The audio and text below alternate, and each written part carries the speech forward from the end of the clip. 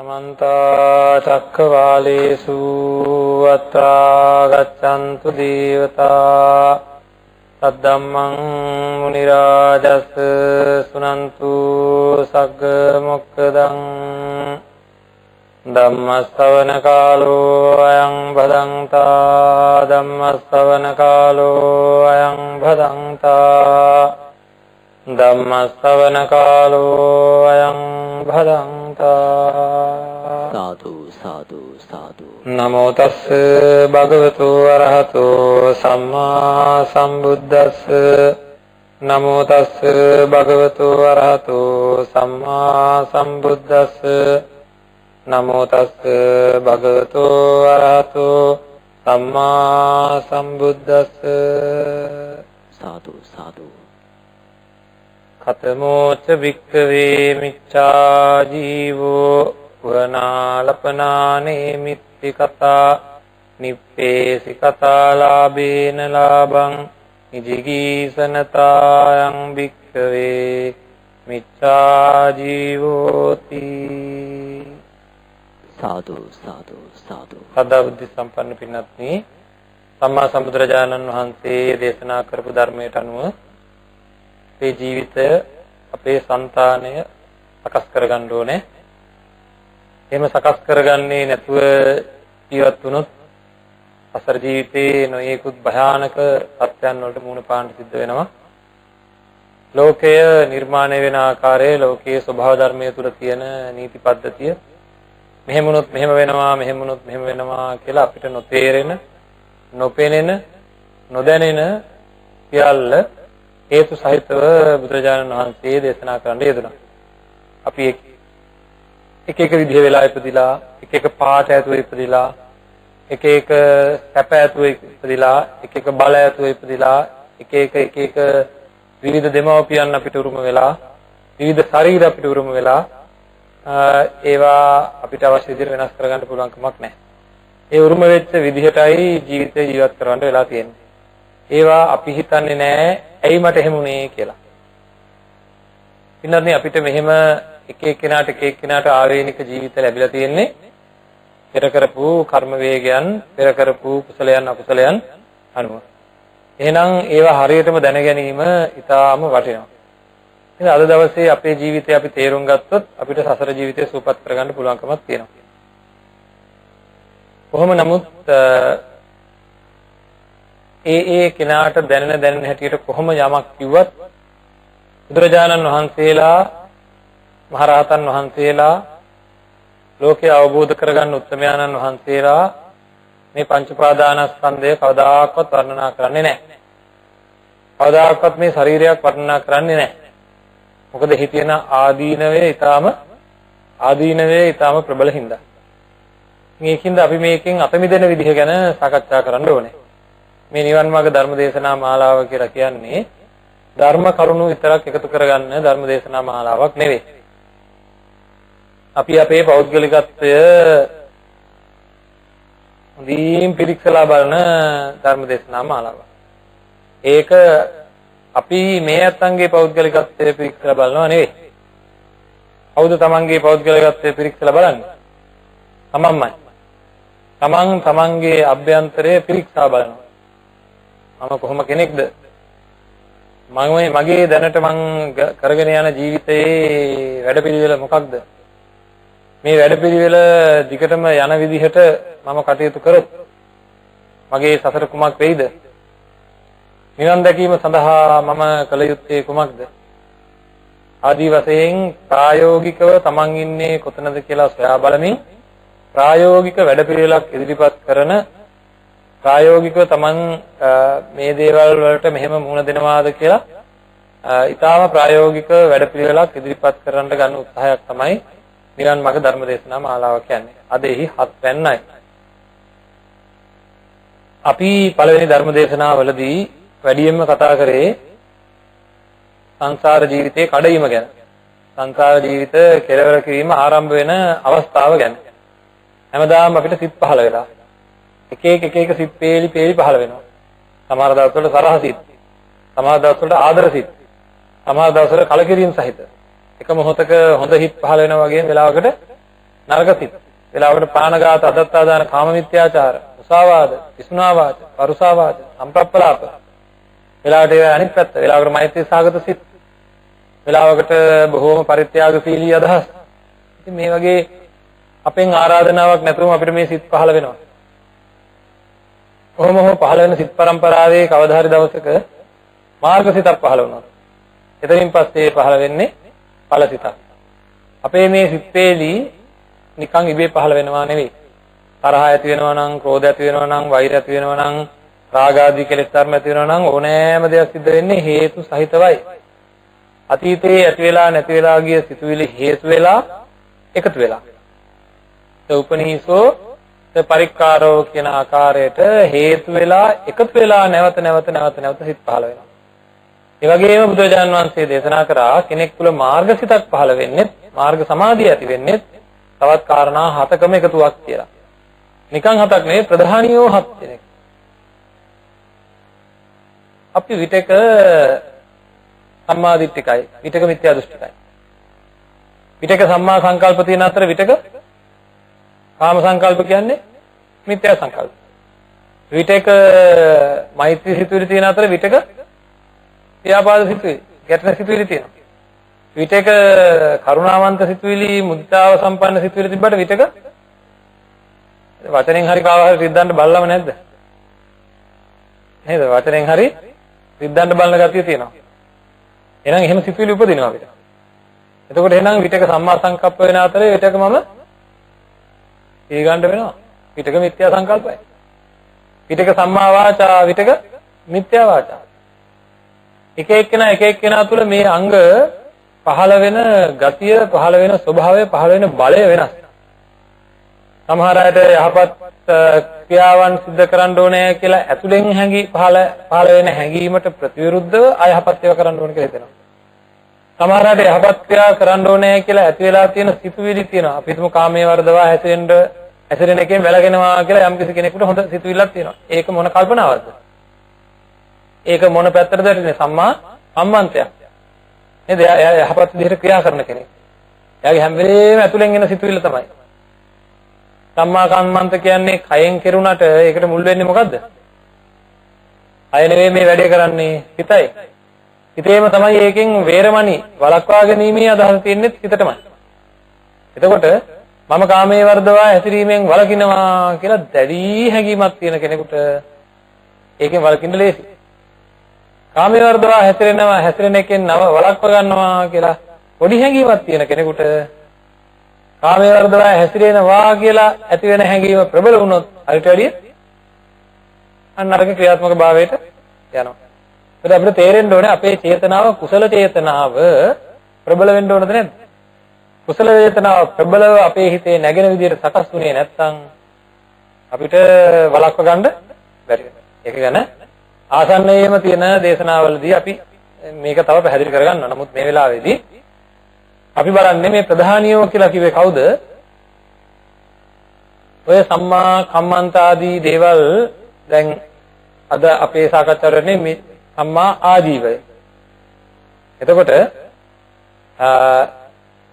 සම්මා ආජීවය කියන්නේ වැරදි ජීවි පැවැත්ම.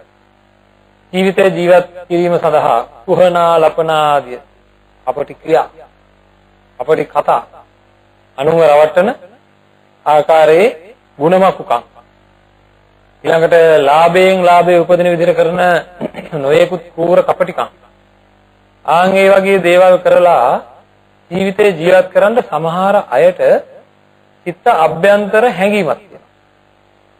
අල්ලුවක් තියෙනවා. නේද? සමහර අයට එහෙම නැහැ. නෑ මම කපටිකමෙන් ජීවත් වෙන්නෙම නෑ කියලා ප්‍රබල හැඟීමක් තියෙනවා. එතකොට ආන්ගේ ප්‍රබල හැඟීම කොච්චර තියෙන්න ඕනද දන්නේ නිවන් දකින්න. මම වැරදි විදිහට ජීවත් වෙන්නේ නෑ. මම වැරදි විදිහට ක්‍රියා කරන්නේ නෑ. මම වැරදි වචන කියන්නේ නෑ. මම යහපත් වචන වලින්ම ජීවත් වෙනවා. මම වැරදි සංකල්ප වලට ඉඩ තියන්නේ නෑ කියලා. මම වැරදි එතකොට යහපත් දෘෂ්ටියෙන් ජීවත් වෙනවා කියලා. ඒ යහපත් දෘෂ්ටියේ කොච්චර එහාට කෙනෙක් තුළ වර්ධනය වෙන්න ඕනද? ආන්ගේ වර්ධනය වෙන්න ඕන ප්‍රමාණයට කියනවා මාර්ගාංගයක් කියලා. හරිද? සම්මා සංකප්පයක්, මෛත්‍රිය වගේ සිතුවිල්ලක්, මෛත්‍රිය නෙක්ඛම්ම වගේ සංකල්පනා හිතේ චේතසෝ අවිනිරෝපණ අප්පනා වියප්පනා ධ්‍යාන මට්ටම් වලටම වර්ධනය වෙන්න ඕනේ. ආයෙතර කියන එක මාර්ගාංගයක් කියලා. එතකොට සම්මා වාචා කියන එක අපි සාමාන්‍යයෙන් දැනට මොනවද? මුසාවාදා වේරමණී. මුසාවාදයෙන් වැළකීම. පිසුනා වාචා වේරමණී. සමහර අය වේරමණී නෑ. නේද? වැළකෙන්න ඕන කියලා අදහසක්වත් නෑ. සමහර අය වැළකෙන්න ඕන කියලා අදහස තිබ්බට ඒක ක්‍රියාත්මක භාවයට යන්නේ නෑ. එතකොට කේලම් වගේ දේවල් වලින් බොරු කියන ඒවායින් වැළකෙනවා විතරක් නෙවෙයි පින්නත් නේ. ආරති විරති පටි විරති වේරමණී. ඇලෙන්නේවත් නෑ. ඒකට දැන් උපදූප කියන එක කියන්නකො උපදූපේට සමහර අය ඇලීලා ඉන්නේ. ගැලවෙන්නම බෑ. උපදූප කියන තැන් වල නිකන් අර නේද අතන දකින්න නම් උන් කීප දෙනෙක් එකතු වෙලා උපදූපයක් කියනවා. අතපයේ ක්‍රියාකාරීත්වයෙන් තේරෙනවනේ තින්නේ. එතකොට මොකද වෙන්නේ මේ පැත්තේ ඉන්න කෙනා?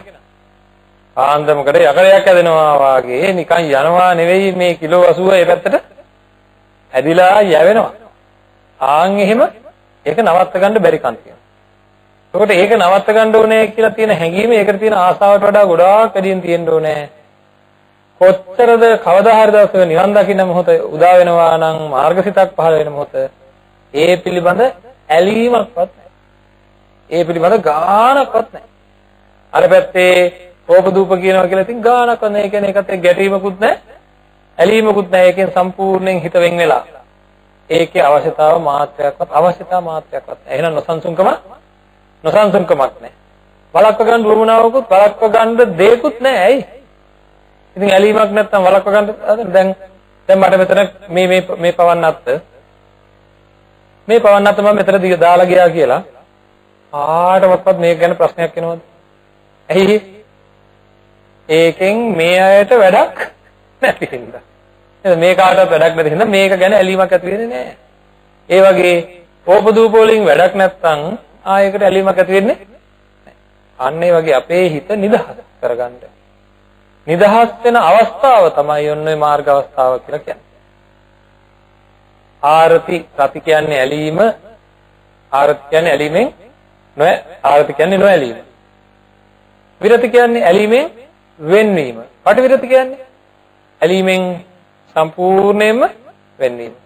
අන්න ඒ වගේ අතුලාන්ත සිතුවිලි මාත්‍රයක්වත් සම්මා දිට්ඨි, සම්මා සංකප්ප, සම්මා වාචා, සම්මා කම්මන්ත ආදි වශයෙන් මේ මාර්ගයේ වැඩෙනකොට ඔය සම්මා වාචා, සම්මා කම්මන්ත, සම්මා ආජීව කියන තුනේදී ඒ සඳහා ඇලීම් මාත්‍රයක්වත් නැති අවස්ථාවක් උදා වෙන්න ඕනේ. ඒක ක්‍රමානුකූලව පුරුදු පුහුණු කරන්න ඕනේ. අපි නපුරු වචන කියන්නේ නැතුව පුරුදු පුහුණු කරන්න ඕනේ. අපේ හිතට පුරුදු පුහුණු කරනකොට කාලයක් යනකොට ඒකේ ආදීනව දැකලා ඒක අවබෝධ වෙන අවස්ථාව ප්‍රහාණය වෙන. ඒ කියන්නේ ආය කවදාකවත් නූපදින තත්ත්වෙට පත් වෙන අවස්ථාව තමයි මාර්ගසිත කියලා කියන්නේ. ඇත්ත තේරුම් ගන්න අවස්ථාව. ඒ தත්ත්වයට පත් වෙන තුරු අපි වීරියෙන් ඒක ආරක්ෂා කරගන්න ඕනේ. ඉතින් මේ එහෙම උත්සාහයක් එහෙම තියෙනවද දන්නේ? මම මේ පරස වචන නොකිය ඉන්නේ නිවන් දැකීම සඳහායි කියලා පරස වචන කියන්නේ නැති කෙනෙක් ඉන්නවද දන්නේ? මගේ මේ හිස් වචන නොකිය ඒකෙන් වැළකී සිටීම ඒකට මේ තියෙන කර්මකාර ඇලීම. මේ ඇලීම තමයි නේද? සසර මාව හාවෙක් වේක් මීයෙක් ඉබ්බෙක් කුකුලෙක් නරියෙක් කරන්නේ. මේ වෙලාවේ තියෙන ඇලීම අය කොහෙවත් තියෙන ඇලීමක් නෙවෙයි. අදහස මලොත් මොකද වෙන්නේ? නේද? ඒකින්ද ආය පසුව මේ පස්සේ උත්සවයක් අරගෙන මම මේ ඇලීම අයින් කරනවා. නේද? ලොකුවට මේක කරනවා මම මේ නේද? මම හිත බූගාගෙන මෙහෙම ඒව පස්සේ. ඒකට අවස්ථාව උදා වෙන්නේ නැහැ. දැන්ම වැඩේ පටන් ගත්තේ නැත්තම්. සාමාන්‍ය ජීවිතේ අපි ජීවත් කරනකොට හරිය ආදර්ශ සම්පන්න ජීවිතයක් ගත කරන්න පුරුදු වෙන්න ඕනේ. මලක් වගේ වෙන්නකෝ. කොච්චර හොඳද බලන්න. නේද? කට්ටක් වගේ වෙන එකද හොඳ? මලක් වගේ වෙන එකද හොඳ? කටුවක්. හැමතැනම ඇනෙනවා. නේද? නෑ නේද? එහෙනම් එකමාත්‍ය තමයි මලුයි කටුයි ඔක්කොම තියෙන්නේ. එහෙනම් මේ සමාජයේ මේ ජීවත් වෙන මිනිස්සු අතරම තමයි මල් වගේ අනිත් අයට දැකීමෙනුත් ප්‍රීතියක් උපදින්නේ. කතා කරොත් හරියට මලේ සුවඳ වගේ. නේද? මලක් වගේ ජීවිතයක් කතා කරොත් හරියට මලේ සුවඳ වහනේ වුණා වගේ. කොහොමද දන්නේ දැනට? නේද? දැනට හිතන්න මම කොහොම කෙනෙක්ද? එතකොට කියයි හාමුදුරුවනේ ඕවා නම් කතා තමයි මේ සමාජයේ එහෙම ජීවත් වෙන්න බෑනේ. මේ සමාජයේ මලක් වගේ ඉන්න බෑ. යකු වගේ ඉන්න ඕනේ. එහෙමද? නේද? මේ අපේ කාගේ නිදහසට කාරණාවද? අපේ නිදහසට කාරණාව. කෙලෙස් භාවිතා කරන්න ඕන හින්දා අපි කියනවා මේ සමාජයේ එහෙම ඉන්න බෑ. මේ සමාජයේ එහෙම ඉන්න අය නෑ කියලා හිතන්නේ. ඉන්නවා. බුදුරජාණන් වහන්සේගේ කාලයේදී ජීවමාන බුදු පියාණන් වහන්සේ වැඩ ඉන්න කාලයේදී කුහක මිනිස්සු හිටියේ නැද්ද? දුස්සීල මිනිස්සු හිටියේ නැද්ද? ශාසනික විලෝපී වැඩ කරන අය හිටියේ නැද්ද? ශාසනයට ගරහන අය හිටියේ නැද්ද? අම්මා මරුපා හිටියේ නැද්ද? තාත්තා මරුපා හිටියේ නැද්ද? දූෂකයෝ හිටියේ නැද්ද? අනේ දැන් ආයේ මේ දැන් කියන දැන් කාලේ බෑ. එහෙනම් තේරුම් ගන්න ඕනේ මෙතන තියෙන්නේ පරිසරයේ වැරද්ද නෙමෙයි මෙතන තියෙන්නේ අපේ හිතේ තියෙන ඉදිරියට යන්න තියෙන අකමැත්ත. කෙලෙස් අතහැර ගන්න තියෙන අකමැත්ත. එතකොට අද අපි සාකච්ඡා කරන්නේ මිත්‍යා ආජීවය කියලා කියන්නේ සම්මා ආජීවය කියන්නේ නිවැරදි දිවි පැවැත්ම. නේද? මේක කොහේ තියෙන එකක්ද? ඉතින්ලාම අපි එතෙන්ට යමු. නිවැරදි දිවි පැවැත්ම කියන එක කෙනෙක්ගේ ජීවිතයක් දිහා බලලා තේරුම් ගන්න පුළුවන් දෙයක් ඒක ඇත්ත. නේද?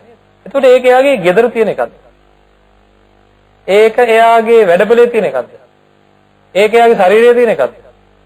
එහෙනම් සම්මා ආජීවය කියන එක තියෙන්නේ කොහෙද? සම්මා ආජීව කියන එක චේතනාවක්. සංකල්පයක්. හැඟීමක්. මොකක්ද හැඟීම? මම වැරදි දිවි පැවැත්මෙන් ජීවත් වෙන්නේ නැහැ කියන ප්‍රබල හැඟීමයි. හරිද? මලක් බෙල්ල ගහලා ගියත් අකුණක් පාත් වුණත් මහ පොළොවමට නැති වුණත් මම නම් වැරදි දිවි පැවැත්මට යන්නේ නැහැ. සමහර අය හරි ලස්සනට කියනවා. පාරේ බහැලා හිඟා කෑවත් මම නම් අනුන්ට කරදරයක් කරන්නේ අපටිංග කරන්නේ මොකක්වත් නැහැ කියලා සූදානම් වෙන අය නැද්ද? ඉන්නවා නේද? ඇයි? අරවා එකතු කරා මෙව්වා එකතු කරා අච්චර දේවල් මෙච්චර දේවල් પરම්පරා 7කට අපටිකම් කරලා හම්බ කරගත්තා කියලා අරයන්ට එහෙම පුළුවන්ද? අර බලන්න ළමයෙක් ඉපදෙනකොට අම්මලා කියනවාද මට මේ පර්චස් 10ක ඉඩමක් තියෙන පුතෙක් නෙමෙයි සරේ හම්බුනේ නේද? අක්කර ගානක පොළවත්තක් තියෙන දරුවෙක් හම්බුණා. එහෙම අරයන්ට පුළුවන් නම් කොහොම තියේද? නේද? දැනුත් මෙහෙමනම්. එහෙනම් අපි කල්පනා කරන්න ඕනේ මේ කුහකකම් කපටිකම් නේද? ඔක්කොම කරලා එකතු කරගන්න හදන්නේ මොනවද? පංචකාම සම්පත්තිය. යනකොට අරය නේවද? ඔවුරු වගේද? බලන්නකෝ අටට රහ ඇතිව යමක් කණ්ඩ ඕන වෙලා ආයතනයක ඒක පංචකාම සම්පත්තියද නැද්ද? එකෙන් එකක්. බලලා කරන කපටිකම් කොහොමද කියලා? නේද? තිරිසන් සත්තු ළඟ නැද්ද පංචකාම සම්පත්තියට පොරාලලා කපටිකම් කරන ගති? අනිත්‍යව යට කරන ගති? නේද? අනිත්‍යයට යට කරලා හිර කරලා උදුර ගන්න ගති? පොර කන ගති? එහෙනම් මේ පොර කන ගති, කපටිකම් කරන ගති, අනිත්‍යයට හිංසා කරලා කටයුතු කරන ගති කාගේ වැඩද ඒවා? කාට තියෙන වැඩද? තිරිසන් සත්වෙන්ටත් තියෙන වැඩ ඒවා. නේද? එහෙනම් තිරිසන් සත්වෙන්ටත් තියෙන වැඩ නම් ඒ වගේ කපටි වැඩ.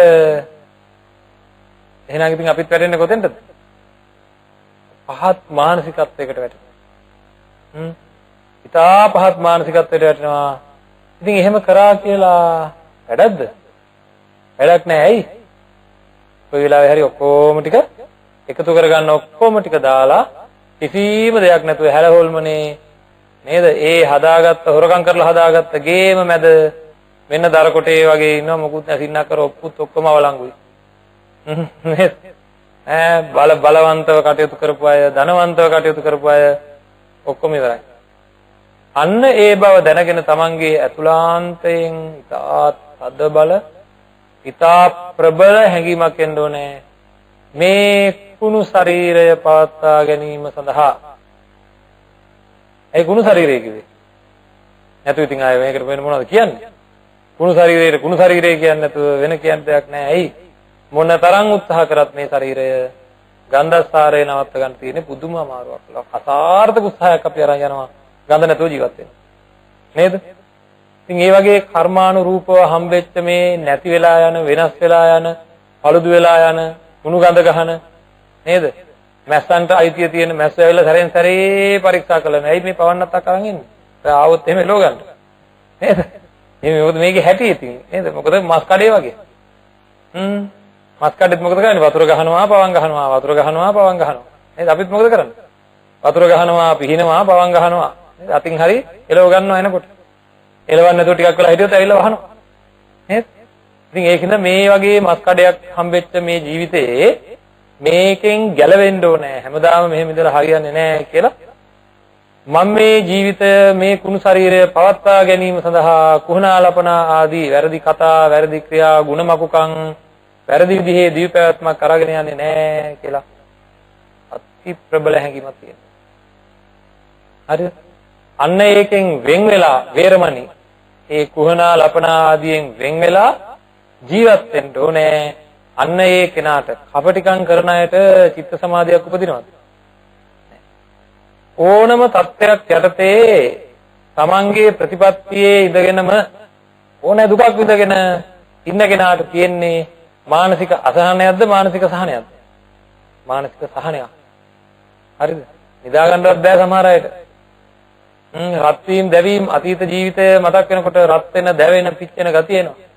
අනුන්ගෙන් උදුරාගත් දේ මතක් වෙනකොට, අනුන්ට දුන්න ගිනි මතක් වෙනකොට රත් වෙන, දැවෙන, පිච්චෙන ගතිය එනවා විතරක් නෙවෙයි, වැරදියට හරි හම්බ කරගෙන සාංගික දානයක් දුන්නට ඒක සාංගික වෙන්නේ නැහැ.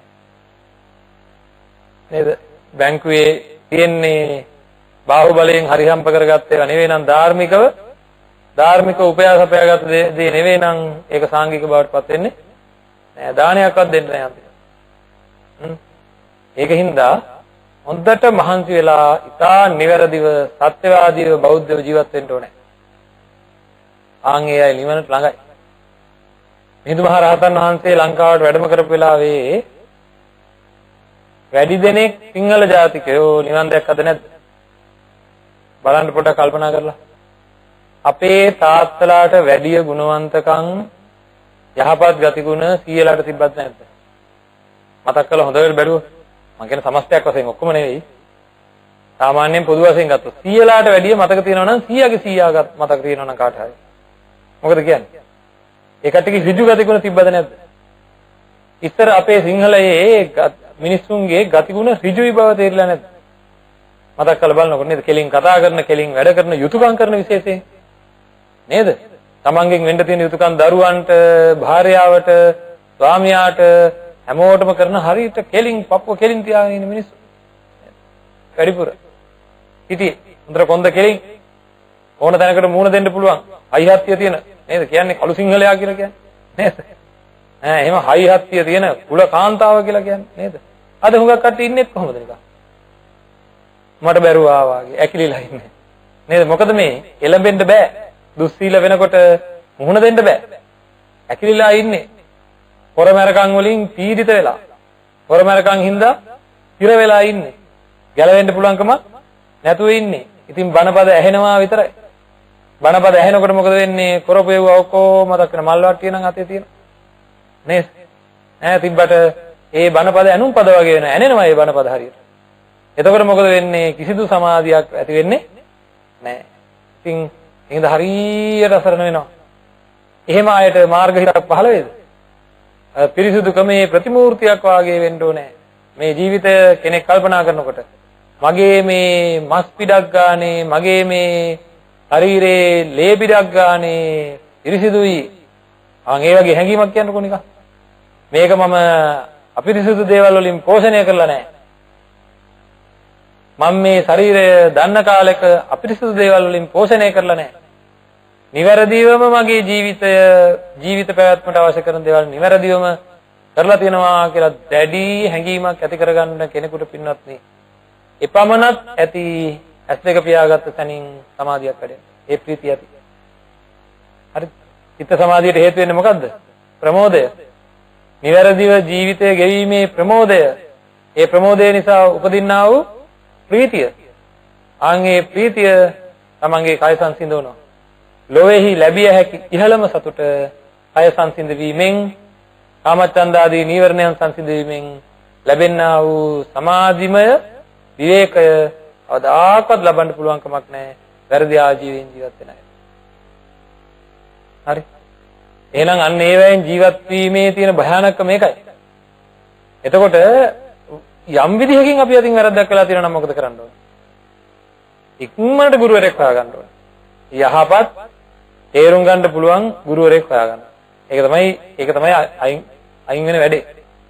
හිත සකස් කරගන්න ඕන ක්‍රමවේදය ඒකට කියනවා ආයති සංවරයේ පිහිටනවා කියලා. ගුරුවරයා ඉදිරියේ පාපොච්චාරණයක් කරනවා මගේ අතින් මේ වගේ වැරදීමක් වෙලා තියෙනවා කියලා.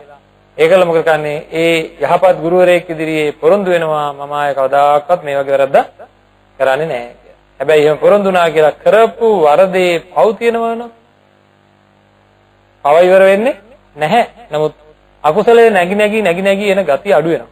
තමන්ගේ හිතේ. තමන්ට හිත හදාගන්න පුළුවන් කමක් ලැබෙනවා එතකොට. සමාධියට බාධා වෙන්නේ නැහැ එතකොට. ඊට පස්සේ නිවැරදිම ජීවිතයක් ගත කරනවා.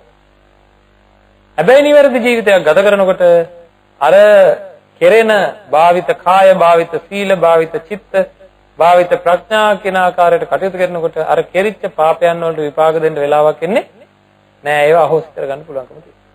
එහෙනම් බේරෙන්නත් පුළුවන්කමකුත් තියෙනවා. නේද? එහෙනම් අපි දැනගන්න ඕනේ මේ බුද්ධ ශාසනය තුල අපිට අපේ ජීවිතය සකස් කරගන්න විදිහ තමයි දේශනා කරලා තියෙන්නේ. ඉතින් තීරණයක් ගන්නවා අදින් පස්සේ මම මේක කරන්නේ නෑ.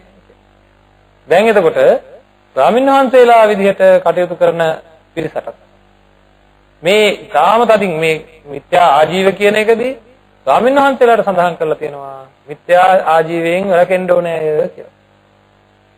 වැරදි දිවි පැවැත්මට යන්නේ නැති වෙන්න ඕනේ. නේද? අපිටත් පුළුවන් ඕනනම් පොඩි කපටිකම් කරන්න. ඔන්න මට මොන හරි දෙයක් පූජා කරනවා. මම දැන් දැනගන්නවා ඒක කියන්නේ කපටි ක්‍රියා කියන්නේ එහෙම කරන්න පුළුවන්. පූජා කරනකොට මම දන්නවා අපෝ මම ඕවා පාවිච්චි කරන්නේ නැහැ අරේ මේ කියලා අර ප්‍රසාදේ වැඩි කරගන්න ඇතුළාන්ත කපටි චේතනාව තියාගෙන මම දන්නවා මේ පොඩි දේ එපා කිව්වොත් මගේ බලාපොරොත්තුවක් තියෙනවා ලොකු දෙයක් ගෙනලා පූජා කරනවා එතකොට. ශ්‍රද්ධා සම්පන්නකම වැඩි වෙලා කියලා. අන්න එතකොට අන්න ඒ වගේ වට කියනවා ඊළඟට ඒ වගේ කපටි කතා කරනවා මේ අපිට ඉතින් හරි අමාරුයි අප්පා මේ සිවුරු එහෙම හොද ගන්න වේල ගන්නත් ඉතින් හරි අමාරුයි ඔවා ඉතින් අර දැන් කාලේ ඉතින් තියෙනවනේ ඉතින් මේ නේද නේද අන්න ඒ වගේ කපටි කතා කෙලින්ම කියන්නෙත් නැහැ. ආන් ඒවට කියනවා කුහනා ලපනා කියලා. වික්ෂු ජීවිතේ ලද දෙයින් ජීවත් වෙන කෙනෙක් වෙන්න ඕනේ. ලෝකෙම පංචකාම සම්පත්තියට පොරාලනකොට බුදුරජාණන් වහන්සේගේ ධර්මයට අනුව ඒකාන්තම් පරිපූර්ණං ඒකාන්තම් පාරිශුද්ධං සංකල්පිතං කියන ආකාරයට පිරිසිදුවම පරිපූර්ණව මම බුද්ධ ශාසනයේ හික්මනවා කියලා නිවන් අරමුණු කරගෙන පැවිදි වෙච්ච පැවිද්දා ওই විදිහට ජීවත් වෙන්න ඕනේ. නිශ්චල ජීවිතයක් වෙන්න ඕනේ. මොකද්ද? ලද දෙයින් සතුටුව ජීවත් වෙන්න ඕනේ. අනිත් ඔක්කොම වටපිට බලන්නේ දැන් ගිලින්නම් පුළුවන් වුණොත් මේ පේන රූප, පේන ශබ්ද අල්ලගන්නම්, ගිලගන්නම්, තැම්පත් කරගන්නම්, වැටබැඳ ගන්නම්, බල්ලෝ හදන්නම්, වැටබඳින්නම්, තාප බඳින්නම් කියලා තමයි ජීවත් වෙන්නේ. නේද? එහෙම ජීවත් වෙන ලෝකේ, පොරාල්ලමින් ජීවත් වෙන ලෝකේ භික්ෂුව කොහොමද? උදේට නැගිට්ටාද මොනවද ලැබෙන්නේ? ලැබෙන දෙයකින් ජීවත් වෙනවා. නොලැබෙන දේ ගැන ගැටීමකුත් නැහැ, ලැබෙන දේ ගැන ඇලීමකුත් නැහැ චිත්තසංතානේ. ආන් ඒ වගේ ජීවත් වෙන කෙනෙක් වෙන්න ඕනේ. මිත්‍යා දෘෂ්ටියට අදාළ ජීවිත ගත කරන්න පුළුවන් කමක් නැත්තේ නෑ. බුදුරජාණන් වහන්සේ දේශනා කරපු ධර්මයට අනුව කටයුතු කරන්න ඕනේ. එතකොට ඉතින් ඔය මොනවද නැකත් ආතර එතකොට ලකුණු අනාවැකි පෙර නිමිති මේවා ඔක්කොම කොහෙටද වැටෙන්නේ? මිත්‍යා ජීවිතේ. හරිද? බුදුරජාණන් වහන්සේ නැකත් ගැන දේශනා කළා තියෙනවා කියලා දන්නවද? බුදුරජාණන් වහන්සේ හොඳම නැකත හදාගන්න හැටි දේශනා කළා තියෙනවා. ස්වාමීන් වහන්සේ නමක් නැකතක් බල්ලා දෙනවා නම් බල්ලා දෙන්න ඕන අන්නේ නැකත. බුදු පියාණන් වහන්සේ දේශනා කරපු විදිහට මිසක් තමන්ගේ ජ්‍යොතිෂ ගුරුවරයා උගන්වපු විදිහට නැකත හදලා දෙන්න බෑ. නේද? මම බණ කියන්න ඕනේ වෙන කෙනෙක් කියපු විදිහට බුදුරජාණන් වහන්සේ දේශනා කරපු විදිහට. එහෙනම් සම්මා සම්බුදු පියාණන් වහන්සේ සියලු බෞද්ධයින්ට නැකත් හදන විදිහ කියලා දුන්නා. කැමතිද දැනගන්න? හොඳම නැකතකට වැඩ පටන් ගන්න ඒ කාලේ ඉන්දියාවේ තිබ්බ හොඳම නැකත තමයි සත්විඳ නැකත. සත්විඳ නැකත කියන එක එන්නේ බොහොම කලාතුරකින්. ඊටාම කලාතුරකින් එන මේ නැකතට වැඩ කරන ඒ නැකත හොයාගන්න ඊටත් වැඩි වටින ඊටත් වැඩි වටින නැකතක් දාගන්න විදිහ බුදුරජාණන් වහන්සේ දේශනා කරා. ඔන්න පුළුවන් නම් ඒ ශාස්ත්‍ර ක්‍රමයේ අල්ලගත්තා නම් ඔන්න හැන ගානක් හොයාගන්න පුළුවන්. දන්නවද ඒ නැකත මොකද්ද කියලා? යම් කිසි කෙනෙක් යම් වැඩක් කරද්දී නිවැරදි කාය කර්ම, නිවැරදි වාක් කර්ම, නිවැරදි මනෝ කර්ම. හරිද? මේක සම්මා සම්බුදු පියාණන් වහන්සේ නම දේශනා කරපු දෙයක්. අඩි පොලේ ගහලා ලෑස්ති වෙන්න ඕනේ ඒවා පිළිගන්න. හරිද? මාව මැරිද්දෙන්. එහෙම හිතන්න ඕනේ. බය තියෙන්නේ. පොණ්ඩ ටික කපා ගන්නත් නැකතක් හොයා ගන්න. අකුරු ටික කියවන්නත් නැකතක් හොයා ගන්නවා. දැන් මේ මදිවට මේක කොච්චර එහාට ගිහිලාද කියනවා නම් පින්නත් මේ වැරදි ආජීවයෙන් ජීවත් වීම මම මේ සැරේ දැක්කා සාමාන්‍ය පෙළ ළමයින්ට විෂයන් මම හිතන්නේ 10ක්ද විෂයන් 10ට නැකත් 10ක් හදලා දින 10ට ගෙදරින් පිටත් වෙන නැකත් හදලා දීලා අපි ජාතියක් වශයෙන් මොනතරම් පිරිහීමකටද යන්නේ කියන්නේ බලන්න නේද මේවා දැක්ක තැන කියන්න ඇහෙන තැන කියන්න මොනවද කියන්න ඕන ඔය බොරු බුදුරජාණන් වහන්සේ නැකතක් හදපු විදිහක් තියෙනවා බුදුරජාණන් වහන්සේගේ නැකත සත්‍යද නැකතට වැඩි වටින නැකත බුදුරජාණන් වහන්සේ හදලා දුන්නා කොහොමද? එයා අනිවාර්යයෙන්ම ප්‍රාණඝාත, අදත්තාදාන, කාමමිත්‍යාචාර කියන වැරදි ක්‍රියාවන් වලින් අයින් වෙලා වැඩ පටන් ගන්න ඕනේ. පිසුනාවාච, පරුසාවාච, සම්ප්‍රප්පලාප, මුසාවාද කියන ඒවායින් අයින් වෙලා වචනේ පිරිසුදු කරගෙන වැඩ පටන් ගන්න ඕනේ. ඊළඟට ඊර්ෂ්‍යා, ක්‍රෝධ, වෛර, මාන්න වගේ දේවල් හිතෙන් අයින් කරගෙන සද්භාවයෙන් යම් කෙනෙක් පිටර සංවර කරගෙන යම් කිසි කාර්යයක් ආරම්භ කරනවාද අන්න ඒ ආරම්භ කරනවා නම් අන්න ඒක සත්‍යද නැකතට වැඩිය වටින නැකතක් කියලා බුදුරජාණන් වහන්සේ දේශනා කළා. ඉතින් ළමයාව යවන්න ඕන විභාගෙට කොහොමද? උදේම පන්සිල් සමාදන් කරවන්න, ආජීව අට්ටම සීලය සමාදන් කරවන්න. නේද? අනිත් අයට පුතේ මෛත්‍රිය පොඩ්ඩක් වඩන්න කියන්නේ. ඔයත් එක්ක විභාගෙ ලියන ළමයි එක්කෙනෙකුටවත් දුකක් ඇති වෙන්න එපා කියලා ප්‍රාර්ථනා කරන්න කියන්නේ. නේද? එහෙම කරලා ඔළුව අතගාලා බුද්ධ වන්දනාව කරවලා දෙමාපියන්ට වන්දනා කරලා දෙමාපියන්ගෙන් ආශිර්වාද අරගෙන යවන්න ඕනේ. මේක මොකද මේ කරන්නේ? නේද? අර තියෙන පෞරුෂය නේද නැති කරන්නේ ළමයින්ගේ. Taman ගැන තියෙන ශක්තිය නේද නැති කරන්නේ. නේද? අන්න එතෙන්ට අපේ ජාතියක් වශයෙන් රටක් වශයෙන් සමහර පුවත්පත්වල මම දැක්ක විශේෂ අතිරේක තියෙනවා. গুপ্ত අතිරේක දැන්. නේද? අලුත් ඒවා පටන් අරගෙන. ඔක්කොම ව්‍යාපාරය ඔක්කොම මොනවටද? ඕවා කරන අය වැටෙන්නේ මොනවටද? මිත්‍යා ආජීවයට. හරිද? ඒ වාගෙන් ජීවත් වෙන්න හදනවා නම් යම් කෙනෙක් ඒවා වැටෙන්නේ මිත්‍යා ආජීවයට. ඒ කට්ටිය නිවන් දකින්නේ නැහැ ඒක වැඩේ. ඒ කට්ටිය ඒවායෙන් හම්බ කරන දේවල් වලින් නිවන් දකින්නේ නැහැ. හරිද? දැන් පේනව නේද? හැම දෙයකටම මොනවද? අනාවැකි. හැම දෙයකටම අනාවැකි. පොඩ්ඩක් නැත්තම් අනාවැකි. අනාවැකි වරද්ද ගන්නවා. වැරදිච්ච අයත් ආයෙ ගිහින් අනාවැකි පස්සේ යනවා. නේද? වැරදුනත් හැබැයි මිත්‍යා ජීවෙන් ජීවත් වෙන අයගේ ජීවිතේ නම් වැටෙන්නේ නැහැ. මොකද අමාරු වෙන මිනිස්සු අල්ලගෙන මොකක් හරි එකක් කියලා. නේද? වැරදි ආජීවයෙන් ජීවත් වෙන බෞද්ධයෝ වැඩි වගේ නේද බලන්න. නේද? දැනගෙනම. අපිට හයියක් තියෙන්න ඕනේ. අපිට පෞරුෂයක් තියෙන්න ඕනේ. අපිට ලොකු ශක්තියක් තියෙන්න ඕනේ. මම බුදුරජාණන් වහන්සේගේ දරුවෙක්. නේද? මම බුදුරජාණන්ගේ දරුවෙක්. ඇයි මං එහෙම කියන්නේ? මම බෞද්ධ උපාසකෙක් උපාසිකාවක් කියලා ප්‍රතිඥා දීලා තියෙන්නේ. බෞද්ධයෙක් කිව්වනම් මම බුදුරජාණන් වහන්සේගේ දරුවෙක්.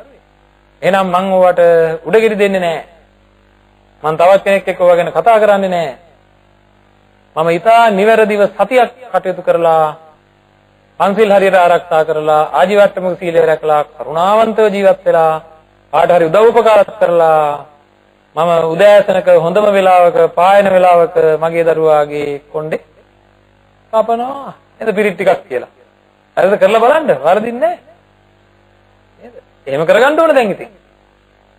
ඉතින් ඒ විදිහට අපි සම්මා ආජීවයට වැටෙන්න ඕනේ. සම්මා ආජීවයට අනිත් අය වටන්න ඕනේ.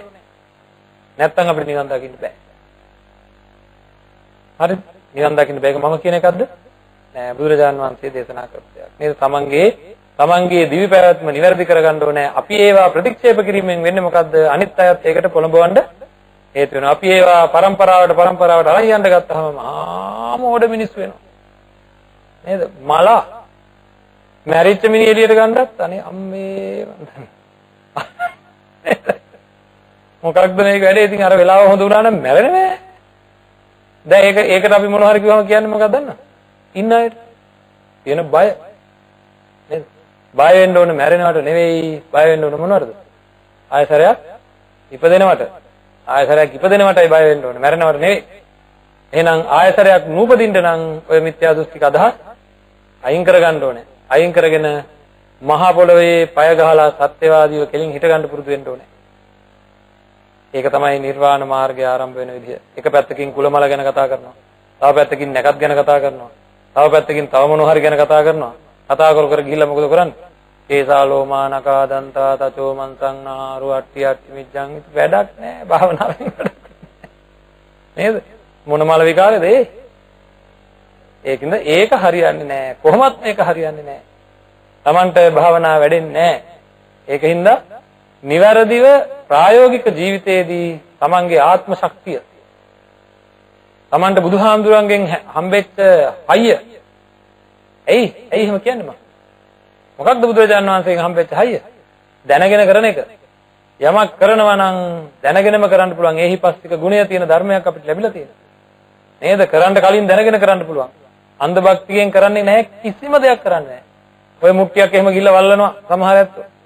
කොහොමද ඒකෙන් වෙන්නේ මොකද්ද වෙන්නේ කියලා දන්නවද? බෙරයක් එල්ල ගන්නවා කරේ.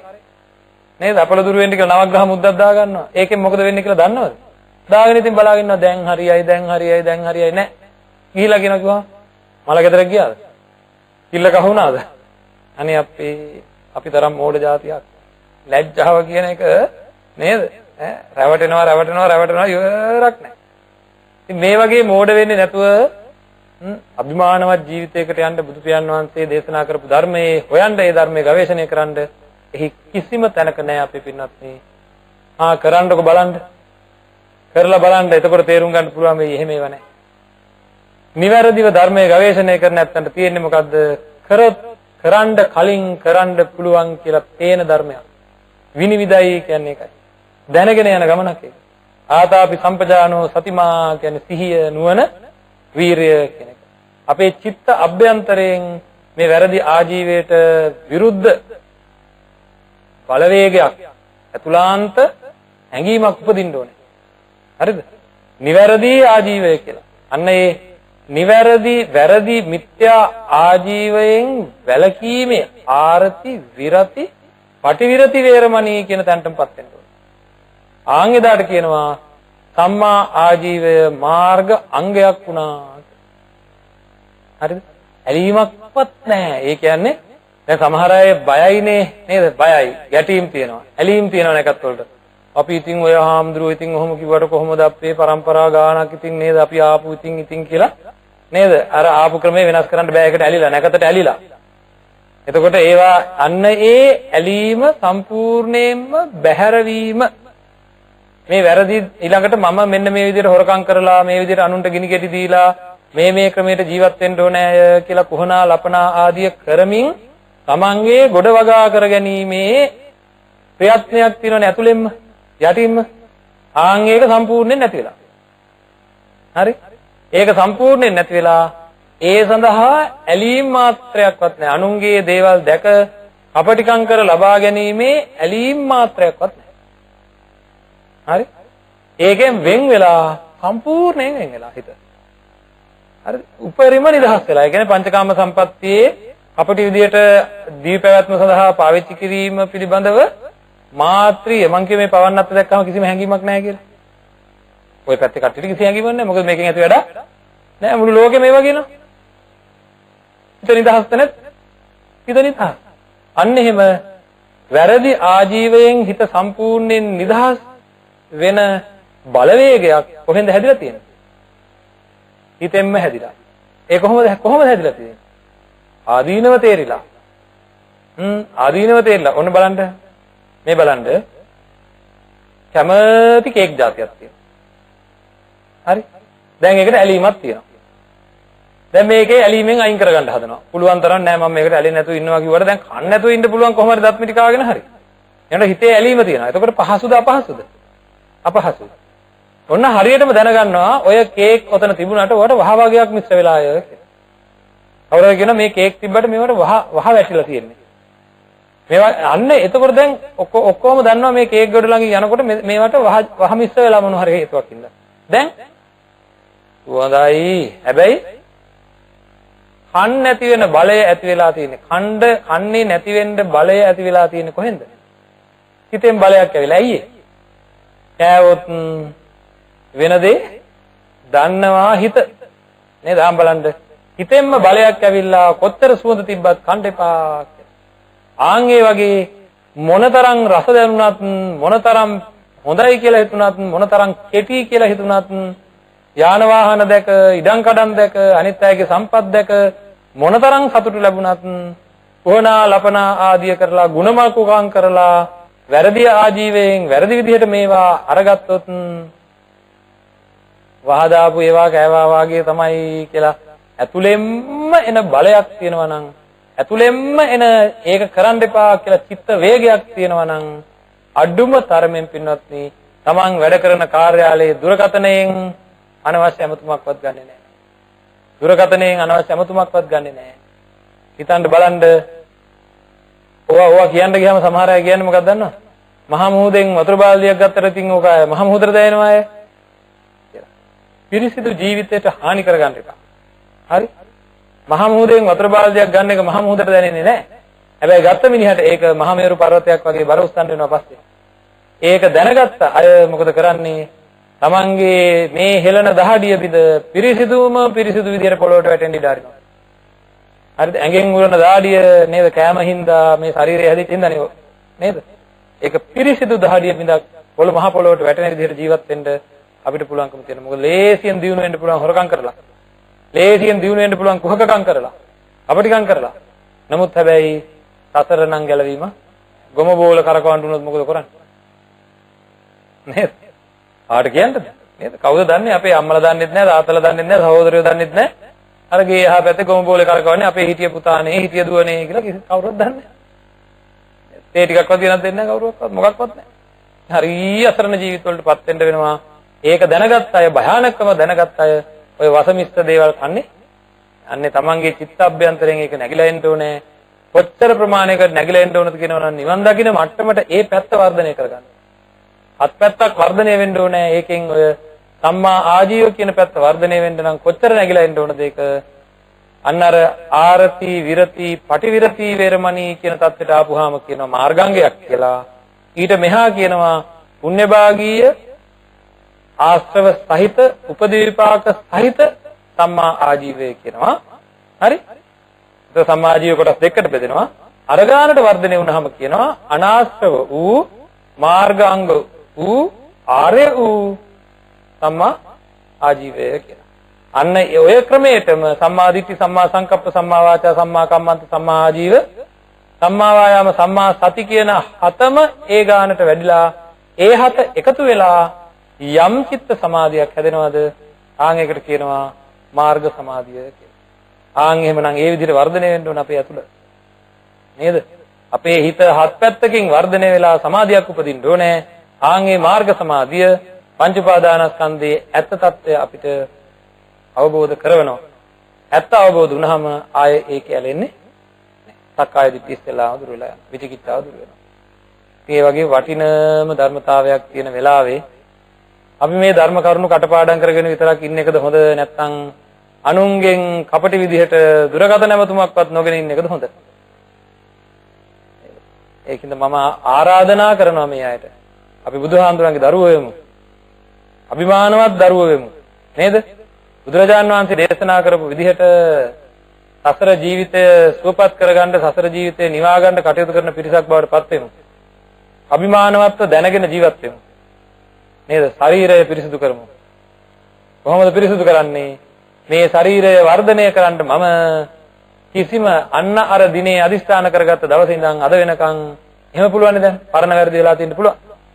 අදිස්ථානයක් ගත්ත දවසේ ඉඳන් අද වෙනකන් මම මේ ශරීරය වර්ධනය කරන්න කිසි වැරද්දක් සිද්ධ කරලා නෑ. අනිත් අයට කිසිම ගින්නක් දීලා නෑ. අනුන්ගේ දේවල් අරගෙන නෑ. කපටිකම් කරලා නෑ. ගුණමකුකම් කරලා නෑ. අන්න ඒක අතහැරීමක්. ආන්ගේ අතහැරීම ආරම්භ කරන්න අමුතු දවසක් වෙනකම් බලාගෙන ඉන්න එපා. අමුතු කාලයක් වෙනකම් බලාගෙන ඉන්න එපා. ඒක අතාරින්න ඕන කොයි වෙලාවෙද? මේ මොහොතේ ඉඳලම. හරිද? ඉතින් ඒකින්ද හැමෝම වෙනින් අපි ප්‍රාර්ථනා කරනවා, අදිස්ථාන කරනවා. මේ අත්විතා වටිනාම කාරණාවක් තමයි සිද්ධ කරේ. මෙවැනි ධර්මදේශනා මාලාවක ධර්මදේශනාවකට දායකත්වයක් ලැබලා දීලා මේ අයගේ දායකත්වයේ යටතේ ධර්ම ශ්‍රවණය සිද්ධ වෙච්ච කිසියම්ම හෝ කිසි කෙනෙක් මේ බණ ඇහිලා මගේ ජීවිතය මං සකස් කරගන්නවා කියලා ජීවිතය සකස් කරගත්තොත් එයාගේ අපාදුකයි නැති වෙන්නේ. සංසාර ජීවිතේ විඳින්න තියෙන දුක් අඩු වෙන වාරයක් ගානේ ධර්ම ශ්‍රවණය කරලා ධර්මයේ පිළිපදින වාරයක් ගානේ ධර්ම ශ්‍රවණය වෙන වාරයක් ගානේ බණ කියපු මටත් ඒ සඳහා දායකත්වයෙන් දරපු මේ අයටත් උදව් උපකාර කරපු ආයතනයටත් ඒ සියලු දෙනාට අතිමහත් වූ පින්මහිමයක් සිද්ධ වෙනවා. ඒකින්ද හැම දිනාටම මේ මහා පින්මහිමේ හේතු කොටගෙන සියලු දුක් ගෙවන් කොට උතුම් නිවනින් සැනසෙන්නට මේ ධර්ම දානමය පුණ්‍ය කර්මය හේතු වේවා කියලා ප්‍රාර්ථනා කරමු. ආකාසට්ටා ච බුම්මට්ටා දේවා නාග මහිද්దికා පුඤ්ඤන්තං අනුමෝදිත්වා තිරං රක්ඛන්තු ශාසනං තිරං රක්ඛන්තු දේශනං තිරං රක්ඛන්තු මං පරන්ති.